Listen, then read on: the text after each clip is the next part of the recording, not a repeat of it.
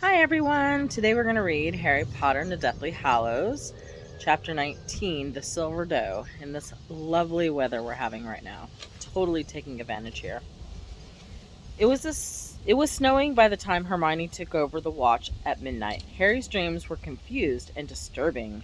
Nagini wove in and out of them, first through a gigantic cracked ring, then through a wreath of Christmas roses. He woke up repeatedly, panicky, convinced that somebody had called out to him in the distance, imagining that the wind whipping around the tent was footsteps or voices. Finally, he got up in the darkness and joined Hermione, who was huddled in the entrance of the tent reading A History of Magic by the light of her wand. The snow was still falling thickly, and she greeted with relief his suggestion of picking up early and moving on. "We'll go somewhere more sheltered," she agreed, shivering as she pulled on the sweatshirt over her pajamas. "I kept thinking I could hear people moving outside. I even thought I saw somebody once or twice." Harry paused in the act of pulling on a jumper and glanced at the silent, motionless sneakoscope on the table. "I'm sure I just imagined it," said Hermione, looking nervous. "The snow in the dark, it plays tricks on your eyes, but perhaps we ought to disapparate under the invisibility cloak, just in case." Half an hour later, with the tent packed, Harry wearing the Horcrux and Hermione clutching the beaded bag, they disapparated. The usual tightness engulfed them. Harry's feet parted company with the snowy ground and slammed hard onto what felt like frozen earth covered with leaves. "Where are we?" he asked, peering around at the fresh mass of trees as Hermione opened the beaded bag and began tugging out tent poles. "The Forest of Dean," she said. "I came camping here once with my mum and dad. Here, too, snow lay here too lay on the tree. Sorry, here too snow lay on the trees around all, and it was bitterly cold. But there were at least protection from the wind." They spent most of the day inside the tent, huddled for warmth around the useful bright blue flames that Hermione was so adept at producing, and which could be scooped up and carried around in a jar. Harry felt as though he was being recuperating from some brief but severe illness, an impression reinforced by Hermione's solicitousness. That afternoon, fresh flakes drifted down upon them, so that even the sheltered clearing had a fresh dusting of powdery snow. After 2 nights of little sleep, Harry's senses seemed more alert than usual. Their escape from Godric's Hollow had been so narrow that Voldemort seemed somehow closer than before, mere threatening. As darkness drew in, again Harry refused Hermione's offer to keep watch and told her to go to bed. Harry moved an old cushion into the tent mouth and sat down, wearing all his sweaters he owned, but even so, still shivery. The darkness deepened with the passing hours until it was virtually impenetrable. He was on the point of taking out the Marauder's map so as to watch Ginny's dot for a while, before he remembered that it was Christmas holidays and she would be back at the burrow. Every tiny movement seemed magnified. In the vastness of the forest, Harry knew that it must be full of living creatures, but he wished they could all remain still and silent so he could separate their innocent scurryings and prowlings from noises that might proclaim other sinister movements. He remembered the sound of a cloak slithering over dead leaves many years ago, and at once thought he heard it again, but mentally shaking himself. Their protective enchantments had worked for weeks. Why would they break now? And yet he could not throw off the feeling that something was different tonight. Several times he jerked upright, his neck aching because he had fallen asleep, slumped at an awkward angle against the side of the tent.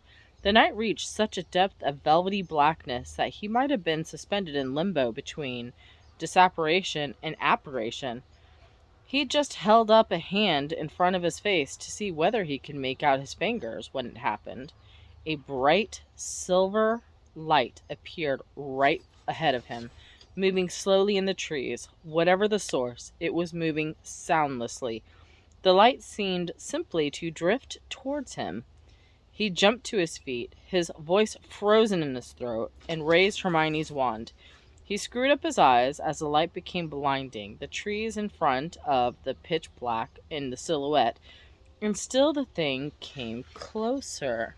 And then the source of the light stepped out from behind an oak. It was a silvery white doe, moon bright and dazzling, picking her way over the ground, still silent, and leaving no hoof prints in the fine powdering snow. She stepped towards him, her beautiful head with its wide, long-lashed eyes held high. Harry stared at the creature, filled with wonder, not at her strangeness, but at her acceptable familiarity. He felt that he had been waiting for her to come, but that had forgotten until this moment that they had arranged to meet. The impulse to shout for Hermione, which had been so strong a moment ago, had gone. He knew he would have staked his life on it, that she had come for him, and him alone. They gazed at each other for several long moments, and then she turned and walked away. "No," he said. His voice was cracked with the lack of use. "Come back." She continued to step deliberately through the trees, and soon her brightness was striped, but their thick black trunks. For one trembling second he hesitated. Caution murmured it could be a trick, a lure, a trap. But instinct, overwhelmingly instinct, told him that this was not dark magic. He set off in pursuit. Snow crunched beneath his feet, but the doe made no noise as she passed through the trees, for she was nothing but light. Deeper and deeper into the forest she led him, and Harry walked quickly, sure that when she stopped she would allow him to approach her properly. And then she would speak, and the voice would tell him what he needed to know. At last she came to a halt. She turned her beautiful head towards him once more, and he broke into a run, a question burning in him. But as he opened his lips to ask, she vanished. Through the darkness had swallowed her whole. Her burnished image was still imprinted on his retinas. It obscured his vision, brightening when he lowered his eyelids, disorienting him. Now fear came. Her presence had meant safety. "Loomis," he whispered, and the wand tip ignited. The imprint of the doe faded away with every blink of an eye as he stood there listening to the sounds of the forest, a distant crackles of twigs, soft swishes of snow. He was about to be attacked? Had he enticed him into an ambush? Was he imagining that somebody stood beyond the reach of the wand light watching him? He held his wand higher. Nobody ran out to him. No flash of green bursts from behind a tree. Why, then, had he led him to this spot? Something gleamed in the light of his wand, and Harry spun about. But that was all there was. All that was there was a small frozen pool, its cracked black surface glistening as he raised the wand higher to examine it. He moved forward rather cautiously and looked down. The ice reflected his disoriented shadow and a beam of wand light, but deep below the thick, misty gray carapace, something else glinted, a great silver cross. His heart skipped into his mouth. He dropped to his knees at the pool's edge and angled his wand so as to flood the bottom of the pool with as much light as possible. A glint of deep red. It was the sword, with glistening rubies in its hilt. The sword of Gryffindor was lying at the bottom of the forest pool, barely breathing. He stared down at it. How was this possible? How could he have come to be lying in the forest pool, this close to the place where they had been camping? Had some unknown magic drawn Hermione to the spot? Or was the doe which he had taken to be a Patronus, some kind of guardian of the pool. Or had the sword been put in the pool after they arrived, precisely because they were here? In which case, where was the person who had wanted to pass it to Harry? Again, he directed the wand at the surrounding trees and bushes, searching for a human outline, for a glint of an eye, but he could not see anyone there. All the same, a little more fear leavening his exhilaration, as he returned his attention to the sword reposing upon the bottom of the frozen pool. He pointed the wand at the silvery shape and murmured, "Accio, sword." It did not stir. He hadn't expected it to. If it had been that easy, the sword would have been laying at the ground for him to pick up, not in the depths of a frozen pool. He had set off around to circle the ice, thinking hard about the last time the sword had been delivered itself to him. He had been in terrible danger then, and he had asked for help. "Help," he murmured, but the sword remained upon the pool bottom, indifferent and motionless. What was it, Harry asked himself, walking again, that Dumbledore had told him the last time he had retrieved the sword? Only a true Gryffindor could have pulled that out of the hat. And what was the qualities that defined a Gryffindor? A small voice inside Harry's head answered him. Their daring, nerve, and chivalry set Gryffindors apart. Harry stopped walking and let out a long sigh, his smoky breath disappearing rapidly upon the frozen air. He knew what he had to do. If he was honest with himself, he had thought it might come to this from the moment he spotted the sword in the ice. He glanced around at the surrounding trees again, but convinced now that nobody was going to attack him. He had had their chance as he walked alone through the forest, had had plenty of opportunity as he examined the pool. The only reason to delay at this point was because the immediate prospect was so deeply uninviting. With fumbling fingers, Harry started to remove his many layers of clothing. Where chivalry entered into this, he thought ruefully, he was not entirely sure, unless it counted as chivalrous that he was not calling Hermione to do it in his stead. An owl hooted somewhere as he stripped off, and he thought with a pang of Hedwig. He was now shivering, his teeth chattering horribly, and yet he continued to strip off until he last stood there in his underwear, barefoot in the snow. He placed the pouch containing his wand, Mother's letter, the shard of Sirius's mare, and the old snitch on the top of his clothes. Then he pointed Hermione's wand at the ice. "Defendo!" It cracked with a sound like a bullet in the silence. The surface of the pool broke, and chunks of dark ice rocked on the ruffled water. As far as Harry could judge, it was not deep, but to retrieve the sword he would have to submerge himself completely. Contemplating the task ahead would not make it easier or the water warmer. He stepped to the pool's edge, placed Hermione's wand on the ground, still lit. Then, trying not to imagine how much colder he was about to become, or how violently he would soon be shivering, he jumped. Every pore of his body screamed in protest. The very air in his lungs seemed to freeze solid as he was submerged to his shoulders in the frozen water. He could hardly breathe, trembling so violently. The water lapped over the edges of the pool. He felt for the blade with his numb feet. He only wanted to dive once. I can't blame him.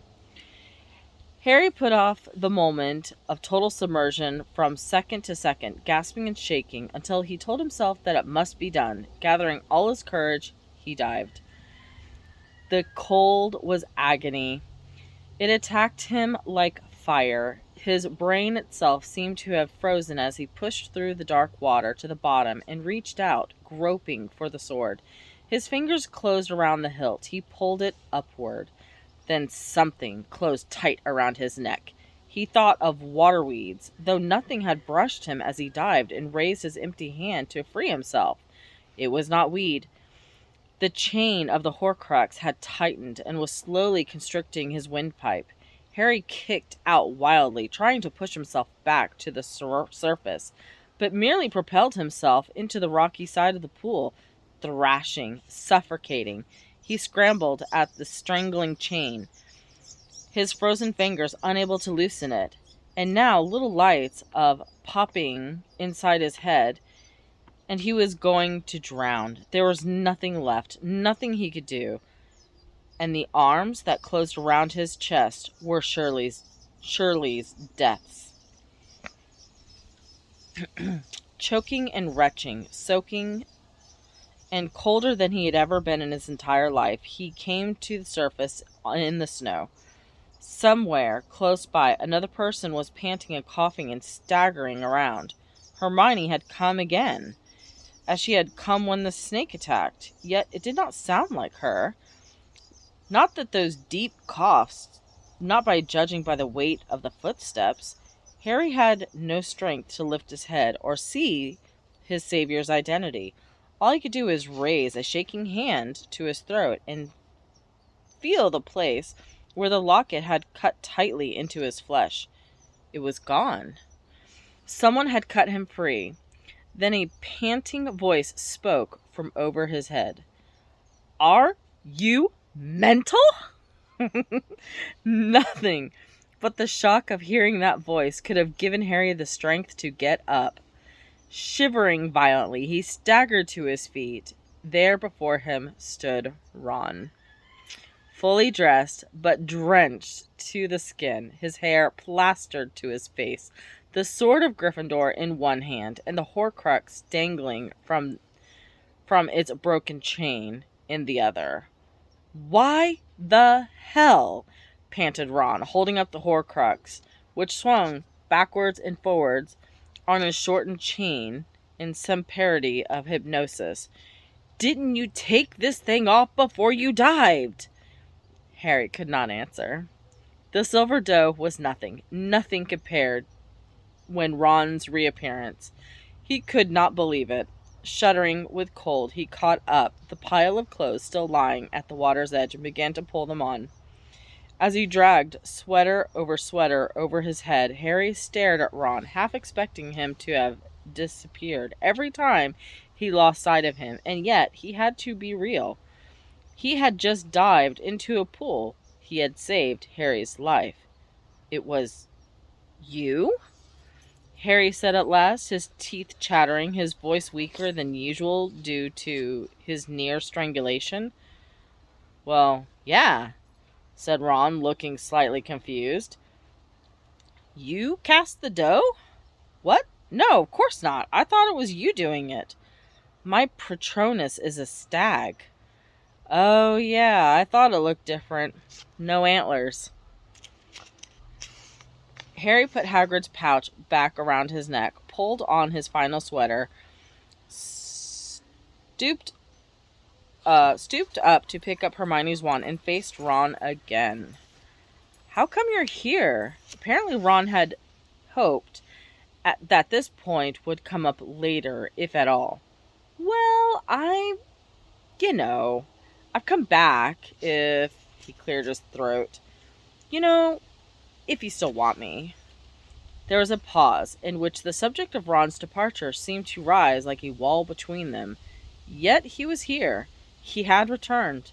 He had just saved Harry's life. Ron looked down at his hands.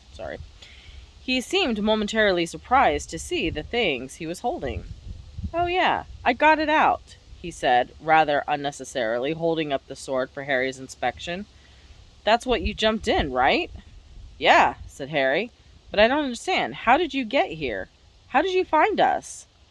"Long story," said Ron. "I've been looking for you for hours. It's a big forest, isn't it? And I was just thinking I'd have to kip under a tree and wait for morning when I saw the deer coming and you following." "You didn't see anybody else?" "No," said Ron. But he hesitated, glancing at two trees growing closer together some yards away. "I think I saw something move over there, but I was running to the pool at that time because you'd gone in and you hadn't come out.